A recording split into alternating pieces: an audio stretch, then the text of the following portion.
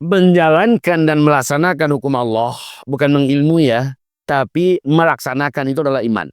Kalau hanya sekedar mengilmui, iblis pun mengilmui. Iblis mengilmui semua hukum Allah. Ya, ada sekian gelar profesornya untuk iblis. Jadi iblis itu dikatakan orang beriman kalau hanya sekedar dia mengilmui, tapi melaksanakannya. Nah itu dia. Nah sekarang kalau ada orang melaksanakan hukum Allah, ya, kalau orang melaksanakan hukum Allah, dia mukmin.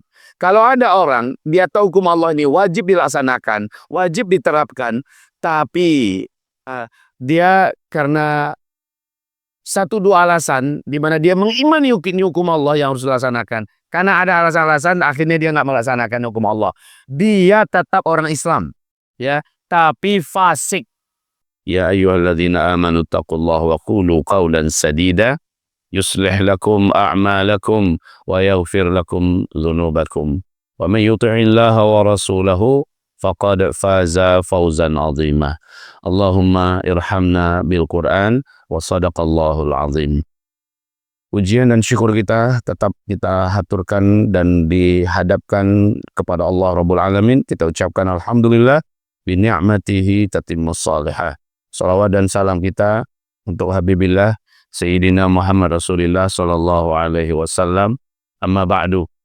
Semoga kita semua diberi oleh Allah SWT iman yang kuat, keistiqomahan dan pribadi yang memiliki akhlak. Amin ya rabbal alamin. Baik, masih melanjutkan dan hari ini, subuh hari ini sampai jam 6, kita akan sempurnakan kajian kita di ayat yang ke-110 ya.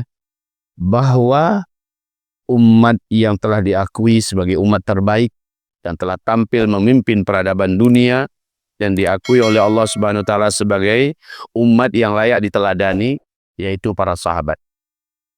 Para sahabat. Sementara kalau Nabi memberikan pengakuan yang terbaik itu ada tiga abad pertama, yaitu Rasul dan para sahabat, ini yang pertama, kemudian tabi'in dan tabi'in. Ini yang mendapat pengakuan Rasulullah Sallallahu Alaihi Wasallam. Tentu saja Nabi tidak berkata dari pendapat pribadinya, semua yang dikatakannya adalah wahyu. Maka dengan ini kita dapat menyimpulkan sampai lahirnya imam mazhab yang 4. Sampai hadirnya para penulis hadis, ini masih masuk dalam 3 abad pertama yang diberkahi. 3 abad pertama yang layak kita berpegang erat kepada mereka dan menjadikan mereka keteladanan kita.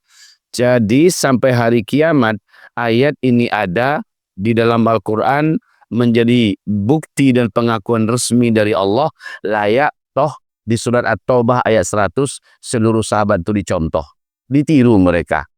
Ya, karena mereka telah dipastikan kuntum khaira ummah, kamu memang umat terbaik, ya.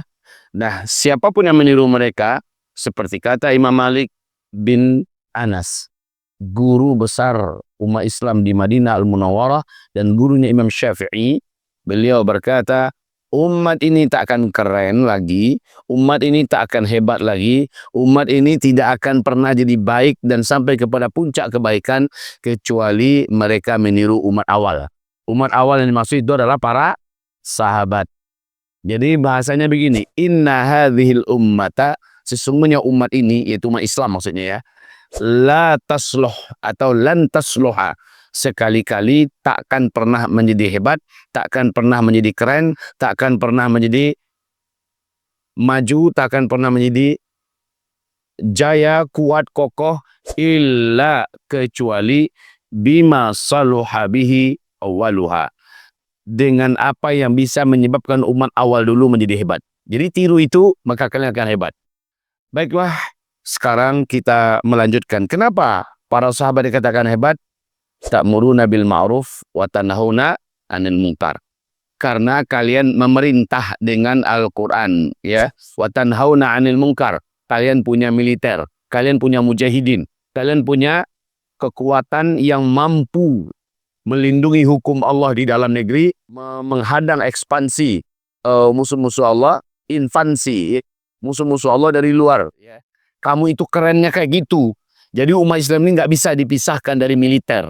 Umat Islam ini nggak pernah bisa dipisahkan dari tentara Islam. Umat Islam ini layaknya sebuah negara, nggak mungkin tidak ada kekuatan bersenjatanya, harus ada. Karena dengan adanya mereka, kekuatan yang menjaga Islam dan menjaga umat ini wujud. Maka tanhauna 'anil munkar di situ adalah wajib ada unsur militer, wajib ada unsur tentara, wajib ada unsur kekuatan bersenjata ke dalam tugasnya melindungi undang-undang, melindungi hukum, ya, dan keluar tugasnya menjaga negara, menjaga pemerintahan dari serangan-serangan luar. Ke dalam fungsinya adalah untuk biar terlaksananya dan berjalannya hukum, biar bisa ditertibkan orang-orang yang melanggar hukum yang di dalam. Sementara keluar tugasnya adalah untuk mengamankan negara, negeri, dan pemerintahan dari segala macam ancaman. Tanhauna 'anil munkar. Maka dengan itu, insya Allah semua jenis peluang maksiat, tempat-tempat maksiat, para pendosa dan pelaku-pelaku dosa, penyebar dosa dan maksiat, penyebar kemungkaran bisa dipadamkan, bisa fitnahnya dihentikan kalau adanya tanhauna 'anil munkar ini. Keingat, mewujudkan tanhauna 'anil munkar wajib, tapi itu bagian tugas paling terakhir. Kalau ibarat bangun rumah, coba jawab. Kalau ibarat bangun rumah, mana yang paling terakhir diselesaikan dari rumah? Hah? Pagar. Siapa yang bisa jawab? Rumah. Pagar belum dihitung rumah. Atap. Atap. Atap itu yang paling terakhir. Gunanya atap itu adalah melindungi semua yang ada di bawah. Melindungi dari panas, melindungi dari hujan, melindungi daripada masuknya binatang-binatang, kera, monyet, dan lainnya. Jadi bagaimana cara atap itu harus ada? Karena tanpa atap, sebagus apapun di bawah, itu akan hancur. Datang hujan, diserang panas, siang monyet masuk, dan sebagainya. Jadi atap adalah pelindung daripada seluruh rumah itu. Ya, seng. Kalau di Jawa dipakai apa? Genteng, ya, itu pelindung. Dan pelindung Islam ini dan pelindung umat ini, pelindung pemerintah itu adalah militer. Tanhauna 'anil munkar. Di 102 kita sudah membedah tentang perintah Allah. Wa takum minkum ummah yad'una ilal khair wa ya'muruna bil ma'ruf wa yanhauna 'anil munkar.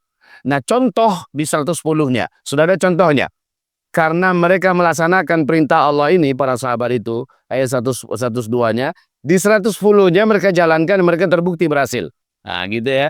Ketika Allah berfirman, wa ulaika humul muflihun. Merekalah orang-orang yang pasti menang. Merekalah orang yang pasti beruntung. Merekalah orang-orang yang pasti sukses. Merekalah orang yang pasti kuat jaya, ya, terwujud. Kemudian diakui oleh Allah di 110-nya. Kuntum khaira ummah. Adalah kamu sebaik-baik umat. Ukhrijat linnas. Nah, penekanan ukhrijat telah kami sampaikan kemarin. Penekanan ukhrijat, orang terbaik itu enggak berkurung diri hanya ngurus dirinya dan keluarganya saja. Ngurus kebunnya, ngurus usahanya, ngurus bagaimana cara dapatkan duit. Itu bukan orang terbaik.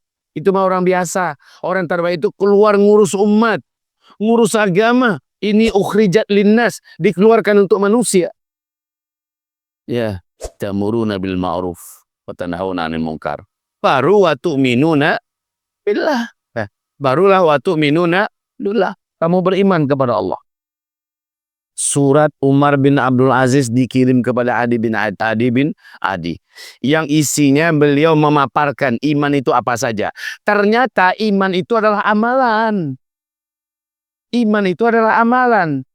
I'lam anna lil imani fara'idha wa syara'i'a wa hududan wa sunanan. Begitu kata tulisan beliau. Ketahuilah, iman itu adalah syara'i'. Faraid itu adalah semua yang Allah wajib-wajibkan. Ini yang wajib dikerjakan, ini yang wajib ditinggalkan. Itu iman. Maka orang-orang yang mau menjalankan semua yang Allah wajibkan untuk dikerjakan, orang-orang yang mau meninggalkan semua yang Allah wajibkan untuk ditinggalkan, ya, itulah orang beriman. Tulisan Umar bin Abdul Aziz kepada Adi bin Adi yang menjelaskan hakikat iman itu apa. I'lam, ketahuilah, ilmuilah katanya.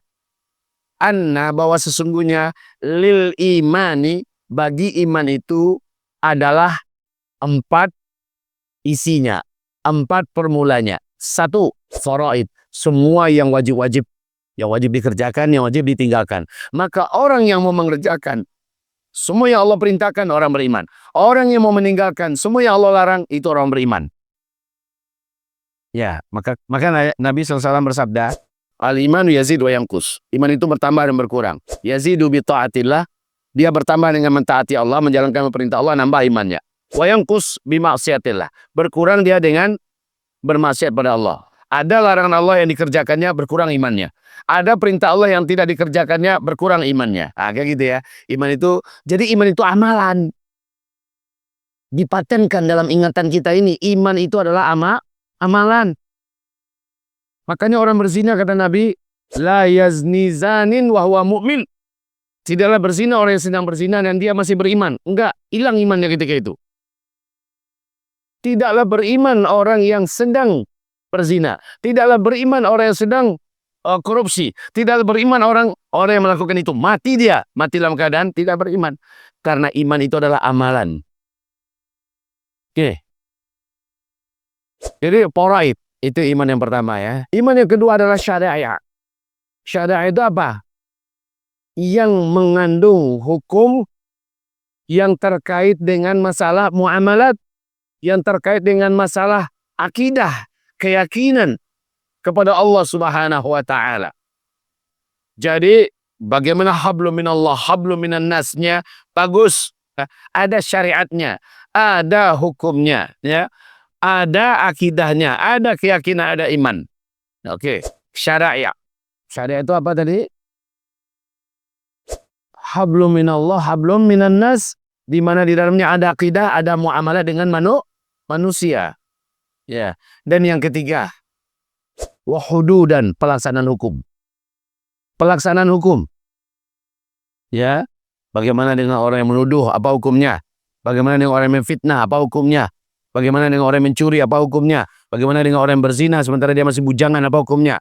Bagaimana dengan orang yang berzina sementara dia sudah bersuami, beristri, apa hukumnya? Laksanakan.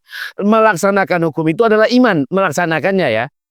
Bukan mengilmui, tapi melaksanakan hukum itu adalah iman. Enggak dilaksanakan hukum, enggak orang beriman itu. Kalau dia tidak melaksanakan, sementara dia yakin hukumnya wajib dilaksanakan, dia masih muslim. Tapi fasik. Tapi kalau dia tidak melaksanakan, sementara dia benci dengan hukum Allah, itu kafir, murtad, keluar dari syariat Islam, batal syahadatnya. Nah, kami ulangi lagi kajian ini, biar nyambung ya dengan awal-awal dulu. Diulangi. Menjalankan dan melaksanakan hukum Allah, bukan mengilmui ya, tapi melaksanakan itu adalah iman. Kalau hanya sekedar mengilmui, iblis pun mengilmui. Iblis mengilmui semua hukum Allah. Ya. Ada sekian gelar profesornya untuk iblis. Jadi iblis itu dikatakan orang beriman kalau hanya sekedar dia mengilmui, tapi melaksanakannya. Nah itu dia. Nah sekarang kalau ada orang melaksanakan hukum Allah, ya, kalau orang melaksanakan hukum Allah, dia mukmin. Kalau ada orang dia tahu hukum Allah ini wajib dilaksanakan, wajib diterapkan, tapi dia karena 1-2 alasan di mana dia mengimani hukum Allah yang harus dilaksanakan. Karena ada alasan-alasan akhirnya dia nggak melaksanakan hukum Allah. Dia tetap orang Islam, ya, tapi fasik. Fasik. Sementara dia mampu melaksanakannya. Sementara dia sanggup melaksanakannya. Kecuali rakyat ya. Kalau rakyat, hukum-hukum yang sifatnya pidana perdata, ini yang sifatnya hanya negara yang bisa melakukan, tidak kita laksanakan. Sementara kita mau, maka kita mukmin insya Allah. Muslim mukmin. Tapi kalau pemerintah, di mana mereka, orang-orangnya orang pemerintah di Indonesia nih kayaknya. Ini orang-orang beriman, orang Islam. Namun mereka mengimani hukum Islam ini. Wajib dilaksanakan, tapi tidak mereka laksanakan. Mereka Muslim. Ya, hanya saja mereka Muslim fasik. Kufrun duna kufrin. Mereka dikatakan kafir secara bahasa, tapi bukan kafir secara hakikat. Ya, begitu ya. Paham sampai di sini? Oke, berikutnya. Iman yang berarti melaksanakan hukum adalah iman. Kemudian berikut yang terakhir, sunanan. Menegakkan amalan-amalan sunat. Menegakkan amalan-amalan sunat. Semua amalan sunat. Apa saja itu amalan sunat di fisik? Salat, puasa, amalan sunnah di harta, sedekah, ya, infak, wakaf, hibah, amalan sunnah di lisan, zikir, baca Quran, doa, ngomong yang baik-baik, dakwah dan sebagainya. Pokoknya amalan sunnah lah. Semua amalan sunnah adalah iman. Awas ini. Semua amalan sunnah adalah iman. Maka kalau kembali kepada ayat 110, wa tu'minuna billah, dan kamu beriman kepada Allah, artinya kamu mengamalkan yang 4 komponen tadi, itu dianggap sebagai umat terbaik. Dianggap umat terbaik. Tapi ingat, amalan-amalan sifatnya pribadi itu hanya berguna buat dirinya. Tapi amalan yang sifatnya jama'i berguna untuk Islam dan kekuatan umat ini, ya. Amalan sifatnya jama'i. Saya katakan lagi, amalan sifatnya pribadi, zikir, baca Quran, puasa sunat, tahajud, duha, dan sebagainya. Itu amalan pribadi, hanya berguna buat dirinya. Dan itu pahalanya kecil. Walaupun dikatakan Nabi pahalanya begini, gede untuk ukuran pribadinya. Kalau mau pahalanya lebih besar, bangkitlah ukhrijat linnas, keluarlah untuk manusia, ya. Berbuatlah amru bil ma'ruf, nahyu 'anil munkar. Baik, selesai.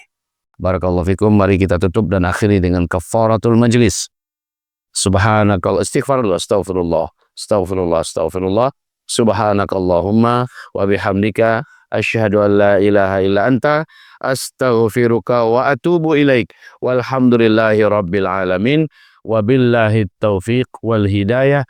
Wassalamualaikum warahmatullahi wabarakatuh.